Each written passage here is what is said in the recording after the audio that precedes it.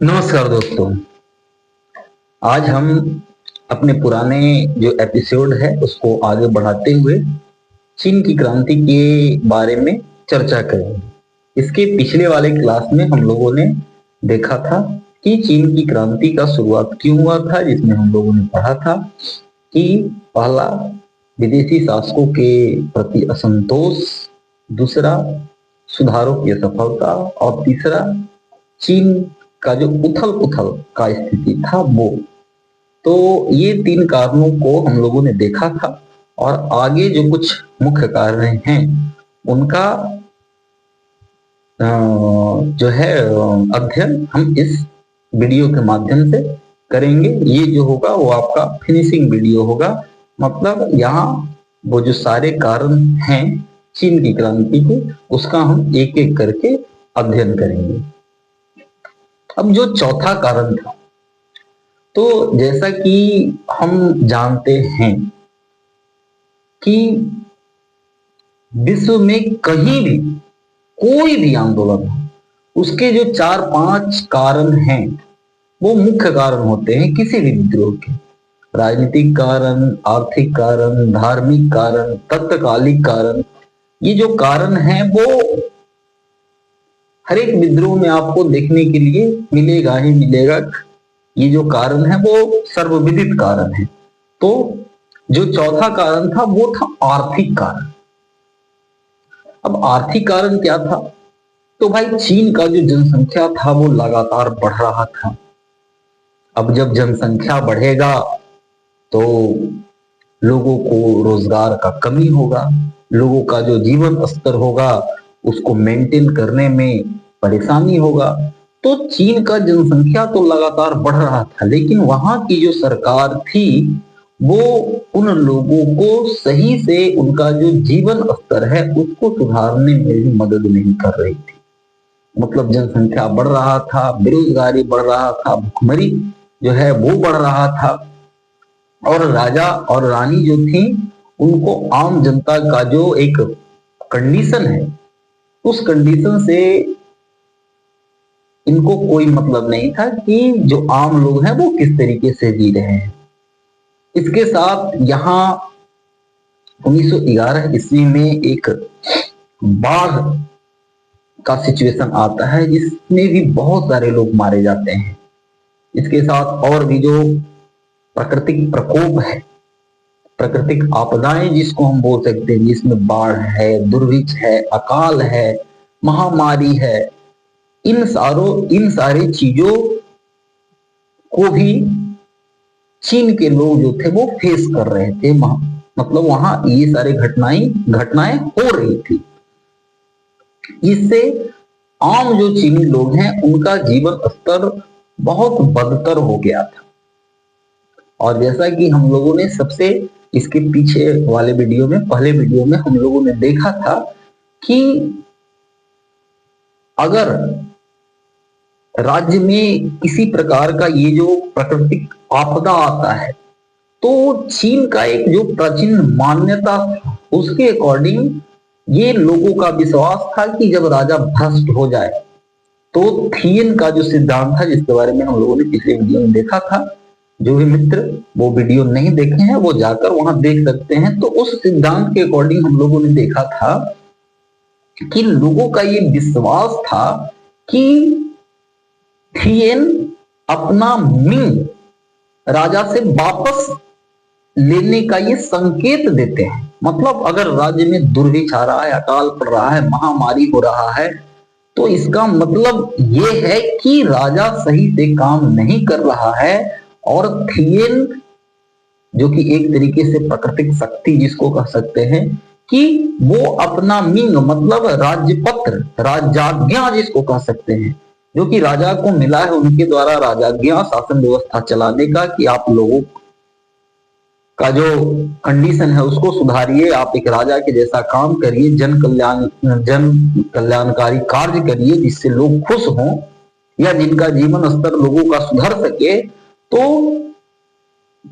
ये जो थियन है वो अपना मिंग वापस ले लेते हैं राजा से और इस बात का सूचक है कि वहां मतलब उस राज्य में अकाल सुखाड़ ये सब आने लगेगा। मतलब एक कह सकते हैं कि प्राचीन मान्यता था वहां का। इससे लोगों को लगने लगा कि भाई राजा जो है वो भ्रष्ट हो चुका है और जो परम शक्ति है उसका भी इशारा उसी ओर जा रहा है, और उसके कारण हमारे यहाँ इस तरीके का अकाल दुर्भिक्ष बाढ़ महामारी फैल रहा है, जिससे लोग जो हैं वो राजा के प्रति उनका जो विश्वास था वो धीरे धीरे खत्म हो जाता है और वो लोग विद्रोह करने के लिए तैयार हो जाते हैं। इसके बाद एक और कारण है, चौथा कारण, चीन के मजदूरों का प्रभाव। तो ऐसा है कि चीन के बहुत सारे जो मजदूर थे वो शुरुआत में संयुक्त राज्य अमेरिका में चले गए, क्योंकि वहां मजदूरों का डिमांड था। वहां जब ये लोग गए तो इन्होंने वहां काम किया एज अ वर्कर। जैसे आज भी देख रहे हैं हम लोग कि बहुत सारे लोग, भारत के बहुत सारे लोग जो हैं वो अलग अलग कंट्री में काम कर रहे हैं, खास करके जो भी अरब कंट्री है, चाहे सऊदी अरबिया हो, दुबई हो, और भी वैसे कंट्री या यूरोपियन कंट्री में भी अभी हाल फिलहाल में जो है आप देख रहे हैं कि इजराइल में भी जो भारतीय लोग हैं वो जॉब के लिए जा रहे हैं, उनको वहां 1.5 लाख रुपया सैलरी मिल रहा है। अरे 1.5 लाख सैलरी ना, 1 करोड़ सैलरी हमको मिल रहा है। उससे क्या मतलब है जब हम अपने परिवार के बीच ही नहीं है, हम अपने लोग के बीच ही नहीं है। तो पैसा कमाना ये कोई इंटेंशन थोड़े है लोगों का।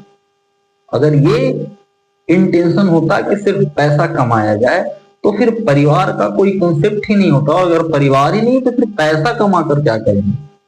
तो ये, लेकिन खास करके बहुत सारे लोग हैं जो कि जॉब की तलाश में, रोजी रोजगार की तलाश में दूसरे जगह चले जाते हैं, अपने घर परिवार समाज सबको छोड़ के बेचारे को वो रहना पड़ता है। लेकिन हम ये नहीं कह सकते कि वो बहुत खुश होकर जाते हैं, क्योंकि उनको यहाँ अपॉर्चुनिटी नहीं मिल रहा इसलिए वो वहां जा रहे हैं।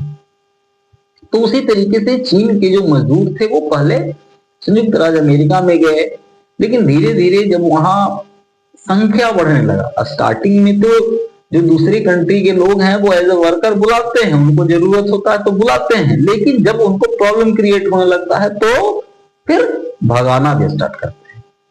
तो वहां एक कानून बनाया गया जिसके अकॉर्डिंग जो चीनी लोग थे उनको अमेरिका में आने से प्रतिबंधित कर दिया गया। उनको लगने लगा कि लोगों का संख्या ज्यादा बढ़ रहा है और ये जो है वो हमारा डेमोग्राफी को प्रभावित कर सकता है। तो जब वहां से उन लोगों को निकाला गया तो उसके बाद और भी जो लोग थे वो मलाया, फिलीपाइन, हवाई द्वीप, इन सारे जगहों में पलायन करने लगे। कहने का मतलब है कि चीन से निकलकर लोग दूसरे देश में जाने लगे और वहां काम करने लगे। अब ये जो मजदूर लोग थे वो बहुत ज्यादा पढ़े लिखे नहीं थे और समाज में बहुत ज्यादा पढ़े लिखे लोगों का संख्या भी उस समय कम था। लेकिन ये लोग जब वहां से रिटर्न होकर अपने घर आते थे तो इनका जो अपना समाज था, जिसको एक तरीके से कह सकते हैं कि बहुत पढ़ा लिखा समाज नहीं है, बहुत पढ़ा लिखा समाज तो होगा तो वो खुद अपना दिमाग लगाने लगेगा, लेकिन जो कम पढ़ा लिखा समाज होगा वो कुछ जो 2-4 लोग बाहर जाएंगे या वो लोग जो चीज बताएंगे उसको वो लोग ज्यादा पकड़ते हैं, ज्यादा विश्वास करते हैं।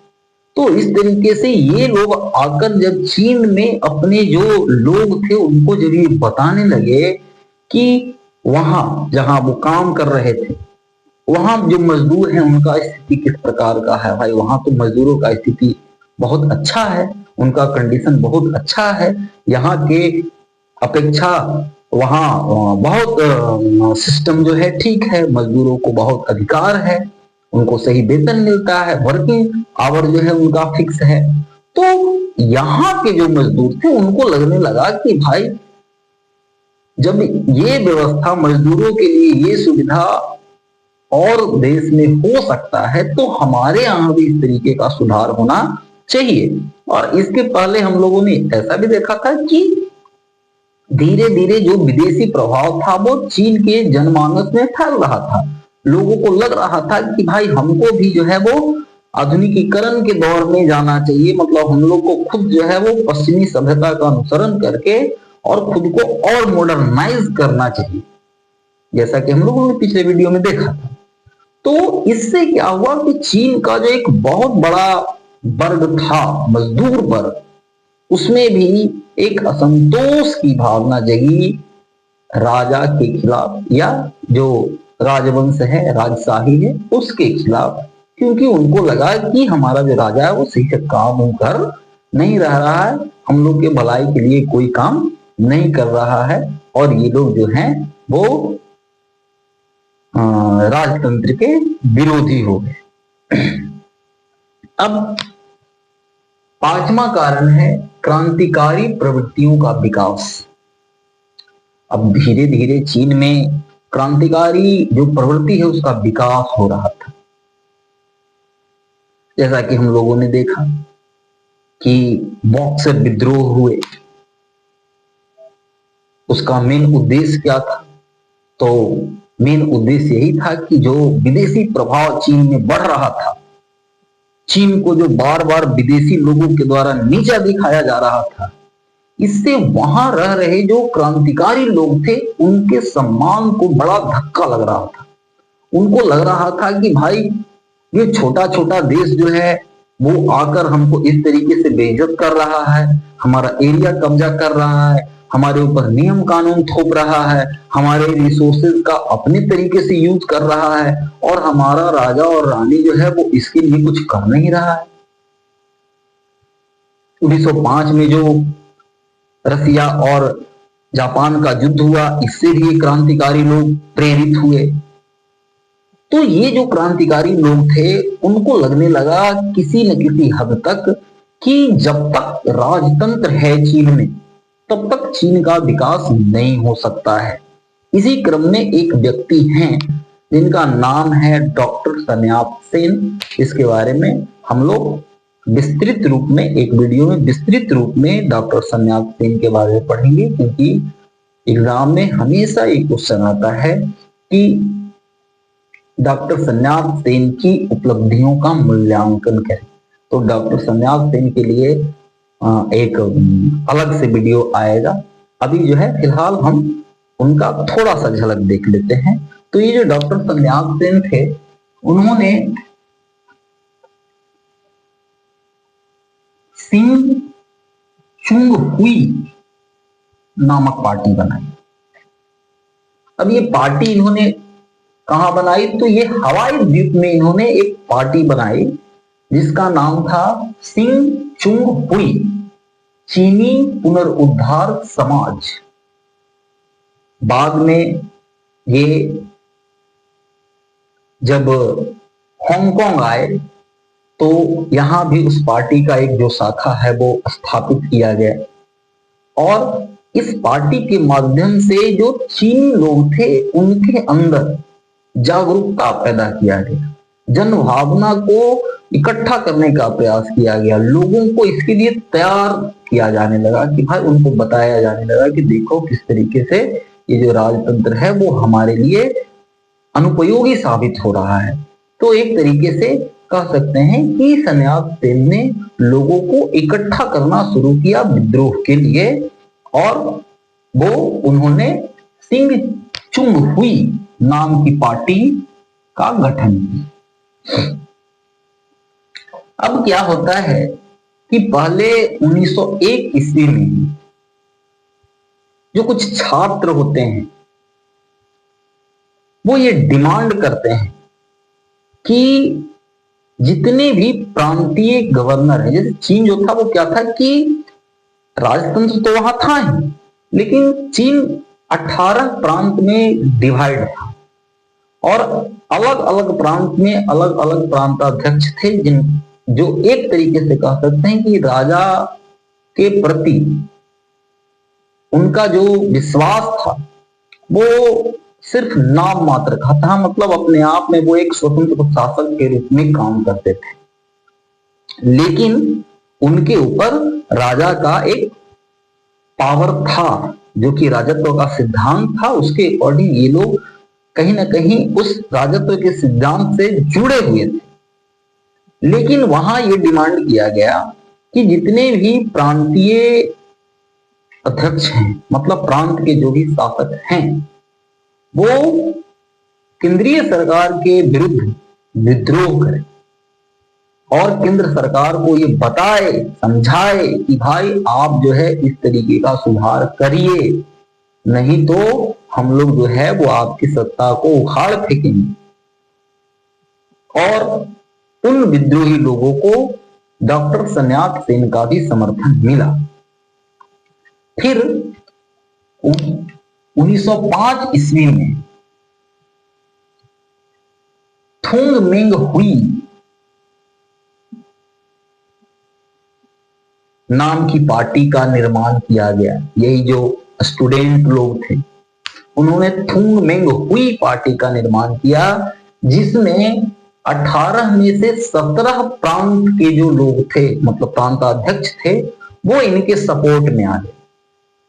नहीं, ये सही कह रहा है, राजा जो है वो बहुत ज्यादा अत्याचार कर रहा है, या रानी जो है वो सही से शासन व्यवस्था चला नहीं रही है।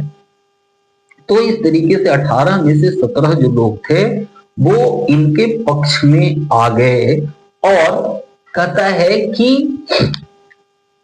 इन्होंने विद्रोह को लीड किया। और यहाँ पे एक चीज और ध्यान देंगे, यहाँ पे इन लोगों ने डॉक्टर सन्यात सेन को अपना नेता चुना कि भाई आप हमारे नेता हैं। अब अप्रैल 1911 ईस्वी में क्या होता है कि करीब 100 जो क्रांतिकारी लोग होते हैं, वो कैंटन में जो वायसराय का ऑफिस होता है, मतलब उसका जो आवास होता है, वहां ये लोग धावा बोल देते हैं। लेकिन चूंकि वहां पे पहले से जो केंद्रीय सरकार है उसका सैनिक बहुत ज्यादा होता है, हजारों की संख्या में वहां सैनिक रहते हैं, इसलिए ये जो विद्रोही लोग थे उनके विद्रोह को कुचल दिया जाता है और इन विद्रोहियों को मौत के घाट उतार दिया जाता है, मतलब जान मार दिया जाता है।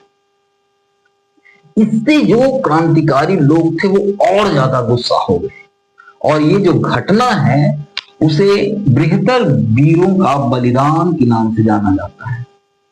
बृहत्तर वीरों का बलिदान के नाम से जाना जाता है।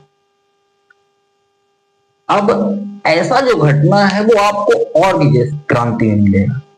जैसे आप जब पढ़ते हैं रसिया की क्रांति, तो आप वहां देखते हैं कि 1905 ईस्वी में ब्लडी संडे का एक जिक्र आता है,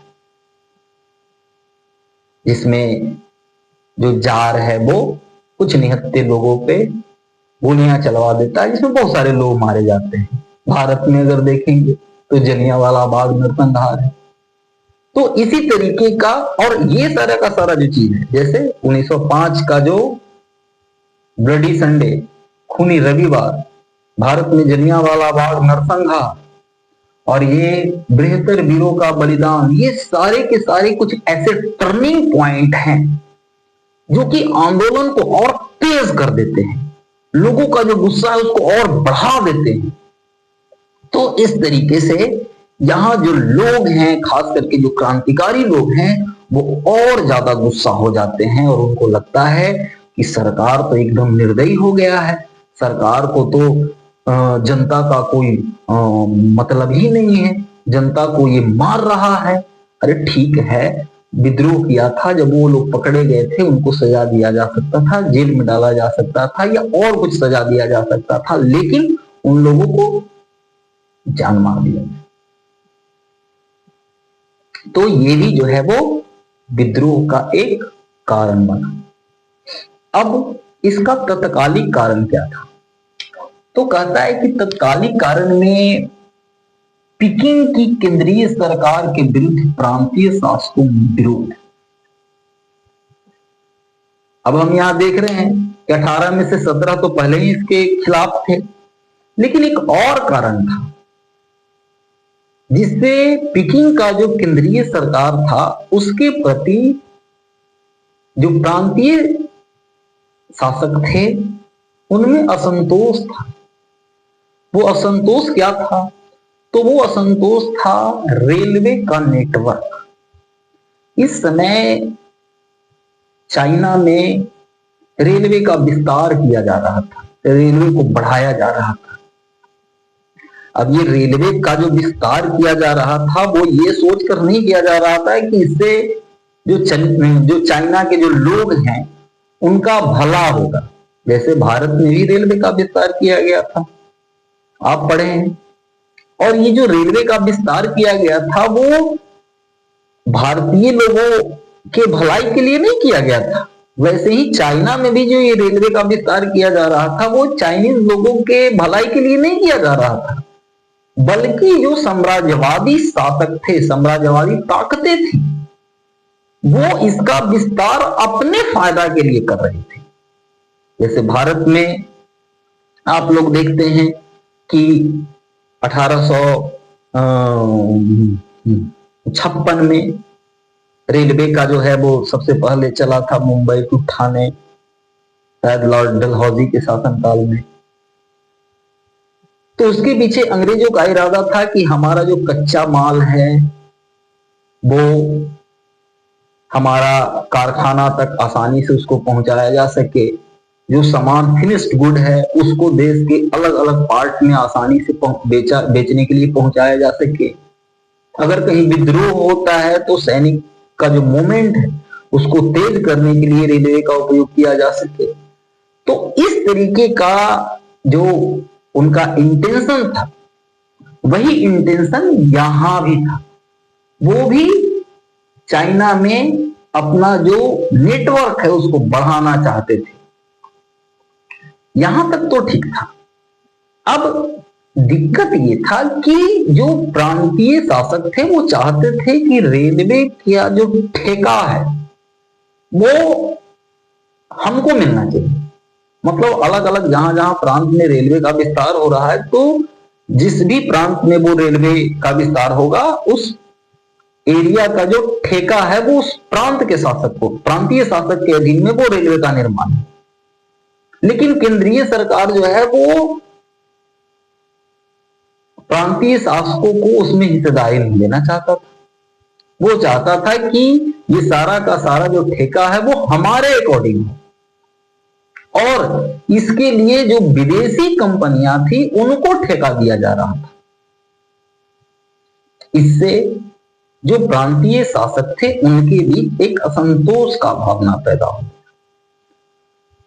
और ये जो विद्रोह है वो सबसे पहले जेचुआन प्रांत से विद्रोह जो है वो आरंभ हुआ। अब यहां क्या हुआ कि रेलवे के विस्तार के लिए जो एक कमिटी था तो उसमें जो कुछ पैसा लगा था वो पैसा पहले ही खत्म हो गया, और उस पैसा में और भी लोगों ने अपना कुछ शेयर लगाया था। अलग अलग जो लोग थे वो पैसा में शेयर लगाए थे। लेकिन सरकार ने कहा, केंद्रीय सरकार ने कहा कि भैया आपको मतलब बॉन्ड पे 50% देने का निर्णय किया कि मान लीजिए कि अगर जो हमारा कोई योजना है अगर कामयाब नहीं हुआ या सही से नहीं चला या किसी प्रकार का कोई घाटा हो गया या कुछ हो गया तो आप जो पैसा लगाए हैं उसका सिर्फ 50% ही मिलेगा। इससे जो लोग थे जिनका पैसा लगा हुआ था वो नाराज हो गए और उन्होंने राजतंत्र के खिलाफ विद्रोह कर दिया। तो एक तरीके से कह सकते हैं कि ये जो घटना था वो तत्कालिक कारण बना, मतलब और बाकी सारा जो हम कारण देख रहे हैं वो कारण तो चल ही रहा था, लेकिन ये जो घटना था वो वहां विद्रोह का एक तत्कालिक कारण बना। अब यहां से विद्रोह तो स्टार्ट हो ही रहा था। अब यहां विद्रोह कौन कर रहे थे? तो यहां जो सारे लोग थे, मतलब सारे जो क्रांतिकारी लोग थे, या जो राज सत्ता को उखाड़ फेंकने के लिए जो संगठन बनाए हुए थे, या जो देशभक्त टाइप के लोग थे, या पूरा का पूरा एक तरीके से कह सकते हैं कि जनमानस है, वो यहाँ विद्रोह में शामिल नहीं था। यहाँ विद्रोह में शामिल कौन थे? तो यहाँ विद्रोह में वो लोग शामिल थे जिनका पैसा लगा हुआ था रेलवे में। आम जनता इस विद्रोह में शामिल नहीं था। हाँ, कहीं कहीं पे जब जिनका पैसा लगा हुआ था, जब वो विद्रोह को लीड कर रहे थे, तो आम जनमानस में जो और कारण से राज्य के प्रति, सम्राट के प्रति जो विद्रोही भावना था, उसके कारण वो लोग धीरे धीरे उनसे जुड़ रहे थे। लेकिन एक कारण जो है वो इस विद्रोह को और बढ़ा देता है, और वो है हाको की घटना और क्रांति का विस्फोट। हाको की घटना के कारण ये जो क्रांति है उसमें विस्फोट हो जाता है। अब वो घटना क्या है? तो कहता है कि 10 अक्टूबर 1911 ईस्वी को हाको की रूसी बस्ती में विस्फोट घटना। मतलब चीन का ही एक प्रांत है हाको, वहां एक रूसी बस्ती में, रूसी बस्ती कहेंगे कि भाई चीन में रूसी बस्ती क्या कर रहा है, तो कभी उसको भी एक अलग टॉपिक में पढ़ेंगे कि जब चीन का जो बंदरबाट का नीति चल रहा था, तो उसमें क्या हो रहा था कि हर लोग, जो लोग इनके यहाँ आते थे, वो अपना एक अलग अलग बस्ती बना के वहां सेटल्ड होते थे। जैसे इंडिया में भी जब अंग्रेज लोग आए थे, तो अंग्रेजों का एक अलग बस्ती होता था। वहां जो इंडियन लोग हैं उनको आने जाने का अलाउंस नहीं होता। तो इसी तरीके से हाको का जो एक रूसी बस्ती होता है, वहां 10 अक्टूबर को एक विस्फोट हो जाता है। अब ये विस्फोट क्यों होता है? तो चूंकि वहां कुछ क्रांतिकारी लोग भी रहते थे, और ये जो क्रांतिकारी लोग थे वो बम बनाने का काम करते थे, और गलती से वो जो बम है वो विस्फोट हो जाता है। मतलब कुछ खामी के कारण बम जो है वो फट जाता है। जब ये घटना होता है तो जो रूसी अधिकारी हैं वो बहुत सारे लोगों को गिरफ्तार कर लेता है, और गिरफ्तार करने के बाद उन लोगों को हाको का जो वायसराय है उसके हवाले कर दिया जाता है। इसके साथ साथ ये जो रूसी अधिकारी हैं उनको कुछ रिटेन रिकॉर्ड भी मिलता है, जिससे ये पता चलता है कि ये लोग जो है वो किस तरीके का प्लानिंग कर रहे थे। इससे क्या होता है कि अब वो जो रिटेन रिकॉर्ड मिलता है, तो उसमें क्या होता है कि कुछ जो सैन्य अधिकारी हैं, जो कुछ सेना के अफसर लोग हैं, उनका भी नाम उसमें होता है कि भाई ये सारे लोग जो हैं वो विद्रोह के लिए प्लानिंग कर रहे हैं, तैयारी कर रहे हैं, और इन लोगों को पकड़ के वही वायसराय के हवाले कर दिया जाता है। तो वो सारे लोग जो कि इस विद्रोह के एक पार्ट थे, या उसमें वो अपना पार्टिसिपेशन दे रहे थे, उनको लगता है कि अब हमारा भेद तो खुल गया, इसलिए अब विद्रोह करना ही उचित है। जैसा कि 1857 के विद्रोह में हम लोगों ने देखा था कि भाई विद्रोह का जो डेट है वो निश्चित नहीं था। चर्बी वाला कारतूस के कारण विद्रोह पहले ही हो गया, और जब विद्रोह पहले हो गया तो बाकी लोग जो कि विद्रोह के लिए तैयार थे वो धीरे धीरे करके विद्रोह अपना करना शुरू किए। तो यहां भी वही होता है कि पहले ही वो जब ये घटना, मतलब हाको की जो घटना होती है, बम विस्फोट हो जाता है, जिससे जो विद्रोही लोग हैं, अब खास करके जो सेना के अफसर थे, उनको लगा कि अब तो हम लोग का राज खुल ही जाएगा, तो विद्रोह करना ही है। अरे महीना 2 महीना बाद करते, चलो आज कर देते हैं, और ये लोग विद्रोह कर देते हैं। इस विद्रोह का जो नेतृत्व है वो ली युआन हुंग के नेतृत्व में जो क्रांतिकारी लोग हैं ये विद्रोह कर देते हैं। ये जो ली युआन हुंग है, वो सेना का एक बड़ा अफसर होता है और ये जापान से शिक्षा प्राप्त किए हुए होता है। और पिछली क्लास में हम लोगों ने देखा है कि भाई जापान में ही जो क्रांतिकारी लोग थे उनका संगठन चलता था। वहां जो युवा पढ़ने जाते थे वो क्रांतिकारी विचारधारा से प्रेरित होते थे। उनको बताया जाता था कि भाई देखो किस तरीके से जो यूरोपियन कंट्री है वो आगे बढ़ रहे हैं, वो हमारे ऊपर किस तरीके से अपना कंट्रोल स्थापित कर रहे हैं, हमको किस तरीके से वो नीचा दिखा रहे हैं और इसके पीछे जो रिस्पॉन्सिबल है, मेन जिम्मेवार है, वो यहाँ का राजतंत्र है, इसलिए राजतंत्र को उखाड़ फेंकना है। तो इस तरीके का शिक्षा जो है वो वहां लगातार दिया जा रहा था। और ये वही जापान से शिक्षा प्राप्त ये व्यक्ति था जो कि सेना का एक अफसर था। उसके नेतृत्व में जो क्रांतिकारी लोग हैं और उसके और जो सहयोगी लोग हैं, मतलब सेना के ही और जो लोग हैं, वो विद्रोह कर देते हैं। अब क्या होता है, तो ये जो विद्रोही लोग हैं वो बुचांग पर अधिकार कर लेते हैं। बुचांग वहां का एक शहर, एक प्रांत है, तो बुचांग पर ये लोग अधिकार कर लेते हैं। उस समय हुपे है, एक प्रांत है वहां। तो हुपे में क्या हो रहा था कि प्रांतीय विधानसभा का वहां मीटिंग चल रहा था।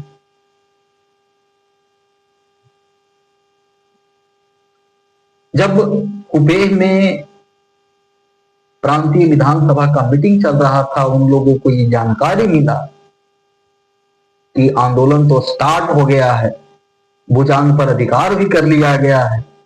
तो ये लोग इस विद्रोह को समर्थन देते हैं। ये कहते हैं कि हाँ ठीक किया, अब तो विद्रोह जब हो गए किया है तो भाई हम लोग भी तो विद्रोह में शामिल है ही है। तो ये लोग जो है वो उसको समर्थन दे देते हैं। 12 अक्टूबर को हांगकांग पर अधिकार कर लिया जाता है। हांगकांग का जो वायसराय है वो वहां से भाग जाता है, वहां का सेनापति भी वहां से भाग जाता है, जैसे भी सीरिया में हो रहा। बशर अल असद फरार, उसके सारे सेना अध्यक्ष फरार। तो यहां भी वही चीज होता है, सारे लोग यहां से फरार हो जाते हैं और वहां एक काम चलाओ सरकार की स्थापना की जाती है कि भाई अभी काम चलाने के लिए एक सरकार का निर्माण करना है। तो एक काम चलाओ सरकार का निर्माण किया जाता है, स्थापना किया जाता है। और यही व्यक्ति ली युआन हुंग, जो कि इस आंदोलन को लीड कर रहा था, नेतृत्व कर रहा था, उसको उस काम चलाओ सरकार का अध्यक्ष नियुक्त किया जाता है। जैसे अभी बांग्लादेश में अध्यक्ष नियुक्त किया गया है, किनको आप कमेंट बॉक्स में हमको पता करके बताइएगा। बांग्लादेश में अभी जो काम चलाओ सरकार चल रहा है उसके अध्यक्ष कौन है।